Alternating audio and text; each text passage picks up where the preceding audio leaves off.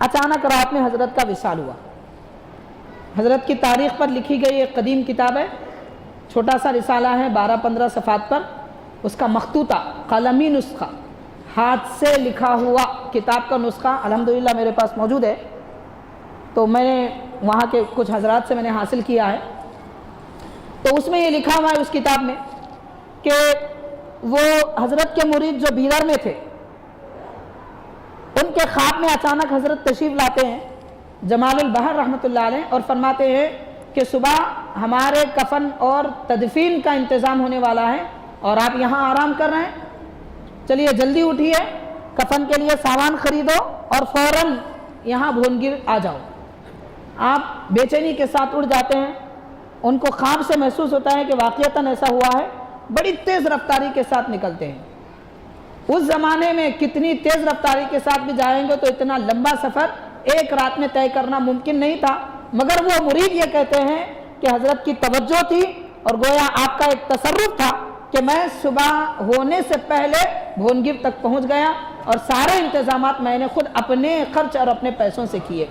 हज़रत जैसा चाहते थे वैसी साफ कमाई के साथ आपके तजहीज़ और तकफीन का अहतमाम किया गया। हज़रत सईद जमालुल बहर रहमतुल्लाह अलैह बड़े पाए के बुज़ुर्ग हैं। मुहद्दिस लेकिन हज़रत अब्दुल्ला शाह साहब रहमतुल्लाह अलैह अक्सर इस दरगाह में हाज़िरी दिया करते थे और घंटों मुराक़बे में हज़रत बैठा करते थे। तो इससे अंदाज़ा हो सकता है कैसे पाए के बुज़ुर्ग हैं। और हाज़रीन, अब आखिरी एक बुज़ुर्ग का जिक्र कर रहा हूँ। वैसे इस महीने में हैदराबाद और उसके अतराफ़ में जिन बुज़ुर्गों के आरास होते हैं, तकरीबन 10 हज़रात तो ऐसे हैं जिनके उर्स हैदराबाद के बुज़ुर्गों के इस महीने में होते हैं। एक आखिरी हज़रत हैं सैयद हसन बरहाना शाह रहमतुल्लाह अलैह, यहाँ से कुछ ज़्यादा दूर नहीं है। अल्हम्दुलिल्लाह हज़रत बरहाना शाह रहमतुल्लाह अलैह का नाम मुबारक सैयद हसन है।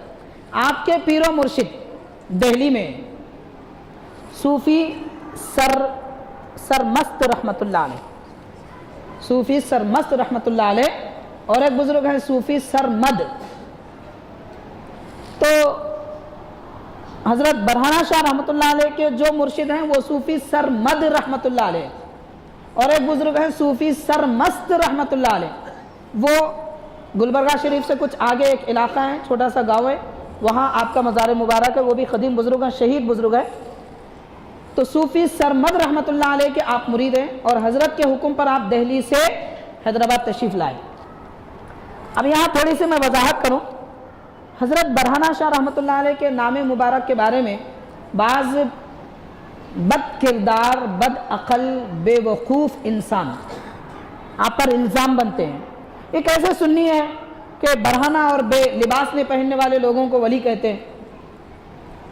हाज़रीन गौर करें, देखिए एक शरीयत का एक कानून है, उसको आप अच्छी तरह याद रखें। कोई खुदा के वली गुनाह और कोई हराम काम नहीं करते।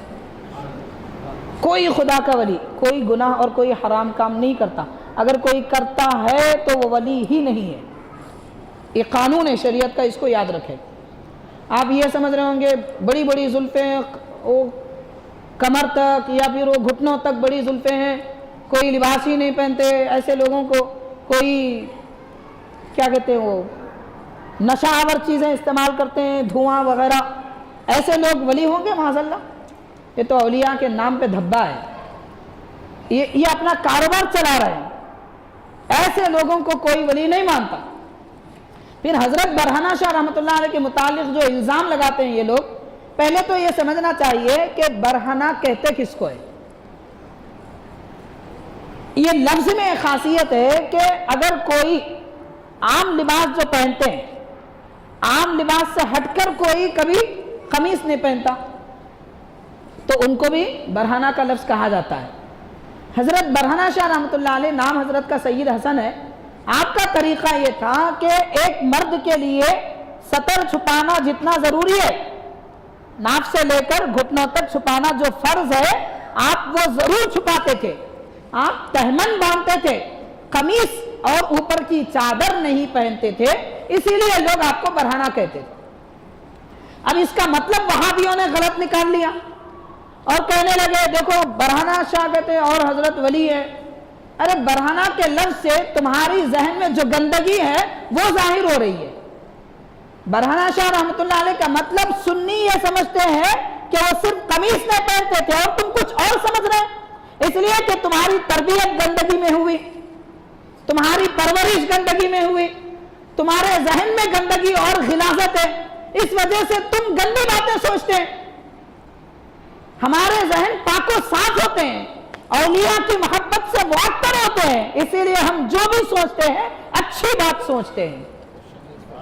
تو برہنہ کا مطلب تم نے جو سمجھا ہے وہ تمہاری ذہن کی گندگی کو بتا رہا ہے۔ حضرت کو برہنہ شاہ اس لیے کہتے ہیں کہ آپ قمیص نہیں پہنتے تھے۔ کیوں نہیں پہنتے تھے؟ اپنی اپنی عادت کی باتیں، عادت کی باتیں، شریعت منع نہیں کرتی۔ اب گھر میں کئی ایسے افراد ہیں جو گھر میں قمیص نہیں پہنتے، بنیان پہ رہتے ہیں، تو اب آپ بولیں گے ان کو کہ کیوں نہیں پہنتے؟ عادت کی باتیں، شریعت منع تو نہیں کرتی۔ ہاں جب آپ لوگوں میں آئے ملاقات کریں تو اس کے لیے صحیح لباس ہونا چاہیے، لیکن حضرت دراصل مجذوب تھے۔ مجذوب کا مطلب اللہ کی محبت میں دیوانہ، مجذوب کا مطلب اللہ کی محبت میں جو دیوانہ ہوتا ہے ان کو مجذوب کہتے ہیں۔ آپ اللہ کی محبت میں ایسے سرشار تھے کہ آپ کو اس کیفیت میں لباس کا خیال نہیں رہتا تھا، ایسی بے خیالی میں بھی سطر چھپاتے تھے، یہ آپ کی کرامت ہے۔ جو بے خیالی میں ہوتا ہے اس کو احساس نہیں ہوتا، آپ بے احساسی میں بھی اللہ کی محبت میں مستغرق ہیں، مگر شریعت کا دامن کبھی ہاتھ سے نہیں چھوڑتے، شریعت کے مطابق سطر ضرور چھپاتے ہیں، مگر کبھی چادر یا قمیص آپ کے جسم پر نہیں رہتی تھی، اس لیے آپ کو برہنہ شاہ کہتے ہیں۔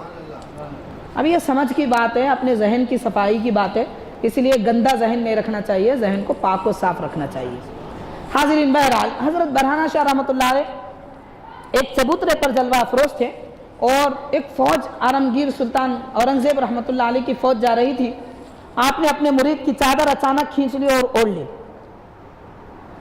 تو لوگوں نے پوچھا حضرت یہ آپ پہلی مرتبہ عجیب سا حال دیکھ رہے ہیں، آپ تو چادر اوڑھتے نہیں، قمیص پہنتے نہیں، اور آپ نے چادر کیوں کھینچی اور کیوں اوڑھی؟ تو حضرت نے جس نے پوچھا تھا اس کی گردن جھکائی، اپنے بغل میں دبا لی، تو وہ دیکھتے ہیں کہ ہر طرف انسان نہیں صرف جانور نظر آ رہے ہیں، لیکن وہ فوج میں دو انسان نظر آ رہے ہیں جو گھوڑوں پر سوار ہیں۔ اس کے بعد حضرت فرماتے ہیں کہ میاں میں جو پردہ کرتا ہوں انسانوں سے کرتا ہوں، اور یہ سارے لوگ انسان جیسے نہیں ہیں۔ کیوں نہیں ہیں؟ دنیا کے حرص، غیبت، چغل خوری، سارے۔ حضرت محدث رکن رحمۃ اللہ علیہ نے ایک جگہ لکھا ہے کعبے میں 360 بت تھے، اس کو تو مسلمانوں نے ہٹا دیا، مگر اپنے دل میں 360 بت بیٹھے ہوئے اس کو اب تک ہٹا نہیں سکے۔ مطلب حرص کا بت، دنیا پرستی کا بت، شہرت کا بت، غیبت کا بت، حسد کا بت، کتنے بت ہیں ہمارے دل میں۔ جو خواہش دل میں ہوتی ہے ویسی ویسی شکل بنتی ہے۔ دل میں حرص ہے، کتے کی شکل ہوتی ہے، شہوت ہے، خنزیر کی شکل ہوتی ہے۔ جو جانور میں جو صفت ہوتی ہے ہمارے اندر وہ صفت پائی جائے تو ہماری صورت بھی ویسی ہوتی ہے۔ قیامت کے دن اس صورت میں اٹھیں گے تو وہ صورتیں جو قیامت کے دن لوگ دیکھیں گے اللہ والے دنیا میں دیکھ لیتے ہیں۔ تو آپ فرماتے کہ دیکھو یہ سب جانور ہیں، میں ان سے کیا پردہ کروں؟ ہاں یہ جو انسان ہے، یہ دو انسان ہیں، انسان نظر آئے تو میں نے تمہاری چادر کھینچ لی، اوڑھ لیا تاکہ ان سے حیا کروں۔ وہ دو انسان کون تھے؟ حضرت یوسف بابا، حضرت شریف بابا رحمہم اللہ تھے، اور یہ دونوں بزرگوں کے دونوں پیر و مرشد دہلی میں ہیں۔ حضرت یوسف بابا شریف بابا رحمۃ اللہ علیہ کے پیر سید کلیم اللہ جہاں آبادی رحمۃ اللہ علیہ، ان کا مزار بھی جامع مسجد کے قریب ہے، اور حضرت حسن برہنہ شاہ رحمۃ اللہ علیہ کے پیر و مرشد صوفی سرمد رحمۃ اللہ علیہ، ان کا مزار بھی جامع مسجد کے بالکل قریب، سیڑھیوں کے قریب ہے۔ تو یہ دونوں بزرگ دہلی سے یہاں تشریف لائے تھے۔ تو یہ چند اولیاء کرام کے احوال تھے جو اس مہینے میں ہمارے شہر میں جن کے عرس بڑی عالی شان طور پر منائے جاتے ہیں۔ ہم حیدرآباد میں رہتے ہیں اور ان بزرگوں کے بارے میں معلوم نہیں ہے تو افسوس کی بات ہے، کیونکہ آج ہم مسلمان ہیں تو ان کے صدقے میں، آج ہم کو رزق مل رہا ہے ان کے صدقے میں۔ اب کیوں مل رہا ہے ان کے صدقے میں، یہ بات پھر طویل ہو جائے گی، میں بخاری کی حدیث میں اس بارے میں بتا سکتا ہوں، کسی کے بات میں سمجھ میں نہیں آیا تو خیر آپ اپنی سمجھ اپنے پاس رکھ لیجئے، لیکن ہم ثابت کر سکتے ہیں کہ الحمدللہ ان کے صدقے میں رزق ہم کو ملتا ہے۔ یہاں کا کھانا، یہاں کے پانی، یہاں کی سانس، یہاں کی صحت، یہ ساری ان اولیاء کی نعمتیں ہیں۔ حاضرین، ایک بات میں نے ابھی اس سے پہلے جہاں مسجد میں تقریر کر کے آئے ہیں وہاں بھی بتایا تھا، یہاں بھی بتا دوں گا تاکہ ہم کو احساس بھی ہو جائے۔ آج ہمارا شہر حیدرآباد پوری دنیا میں مشہور ہے۔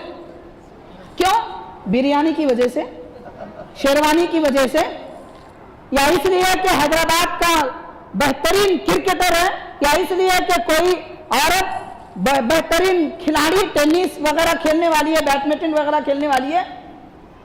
حاضرین، ہمارے شہر کی شان ایسے منحوس لوگوں کی وجہ سے نہیں ہے، ہمارے شہر کی شان ان اولیاء کی وجہ سے ہے۔ آج اگر ہم فخر کرتے ہیں، ناز کر سکتے ہیں تو اس وجہ سے کہ یہ شہر بابا شرف الدین رحمت اللہ علیہ کا ہے، یہ شہر یوسف بابا شریف بابا کا ہے، یہ شہر حضرت برہنہ شاہ رحمت اللہ علیہ کا ہے، یہ شہر شاہ راجو کتال رحمت اللہ علیہ کا ہے، یہ شہر بانی جامعہ شیخ الاسلام کا ہے، یہ شہر محدث دکن عبداللہ شاہ کا ہے، یہ شہر اولیاء کرام کا شہر ہے۔ اس وجہ سے آج ہم فخر کر سکتے ہیں اور اسی بات پر ہم کو فخر کرنا چاہیے، اس وجہ سے نہیں ہے کہ کوئی کچھ بنا کوئی کچھ بنا۔ یہ تو دنیا ہے، نحوست والی دنیا، بڑے بڑے بادشاہ بھی آئے چلے گئے، ان کا کیا نام جو اب دنیا میں موجود ہے، بڑے بڑے بادشاہ آئے قطب شاہ کے، جاؤ دیکھو گنبدیں منحوس پڑی ہوئے ہیں، کچھ ہوتا بھی ہے تو گناہ ہوتا ہے، جو لوگ جا کے دیکھتے بھی ہیں تو بے حیا قسم کے لوگ جا کے وہاں پر دیکھتے ہیں، وہی اولیاء کی گنبدیں بھی ہیں، کتنے باادب لوگ جاتے ہیں۔ تو ہمارے شہر کی شان کسی اور کی وجہ سے نہیں، ان اولیاء کی وجہ سے ہے۔ تو حاضرین، ہم جب ان کے نام کا کھاتے ہیں، ان کے نام پہ پیتے ہیں، ان کے صدقے میں سانس لیتے ہیں، تو پھر ان کی سیرت معلوم نہیں کریں گے؟ اس سے بڑی محرومی کیا ہو سکتی ہے؟ تو ہم کو چاہیے کہ ہم ہماری آنے والی نسل کو بتائیں کہ کن کے صدقے میں ہم کو شان ملی ہے۔ یہ حیدرآباد کی مسلمانی، حیدرآباد کی شان کسی اور وجہ سے نہیں ہے، ان بزرگوں کے آستانوں کی وجہ سے ہے، اور انہی کی وجہ سے ہماری دنیا و آخرت میں کامیابی ہے۔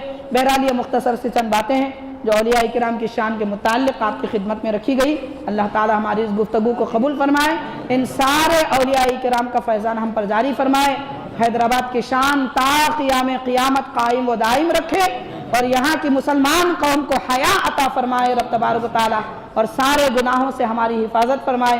صلی اللہ تعالی وسلم علی خیر خلقہ سیدنا محمد وآلہ واصحابہ اجمعین، والحمد للہ رب العالمین۔